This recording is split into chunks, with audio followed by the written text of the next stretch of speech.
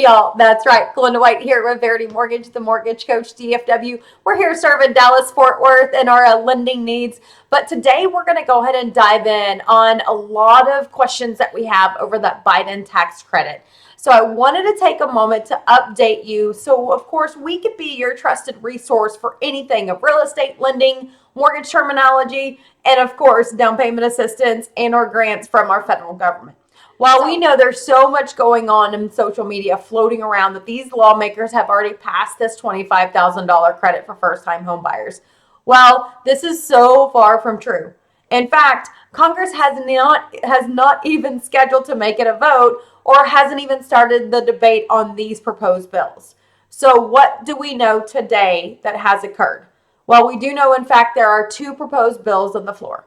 The first one is our down payment towards equity of 2021. Remember, we talked about this in earlier videos. This does offer up to $25,000 in the form of a grant at closing to use towards your down payment or your closing costs. This is not a tax credit. Now, remember, on this bill specifically, you have to be a first-time generational home buyer. So your mom and your dad could not have made that home purchase before. Also, you have to be in a socially economic disadvantaged qualification and also with the low to moderate income requirements. This is administered by the state financing agencies for the First Time Homebuyer Act. Now, circle to the tax credit. That's bill number 2.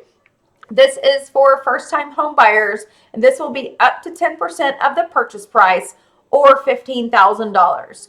You must not have owned a home in the last 3 years, and you also have to be in the low to moderate income requirements.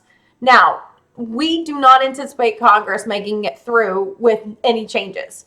Of course, it's Congress. We know there's going to be changes. Come on, guys. But, of course, we will keep you informed with as much knowledge and as much information as we can.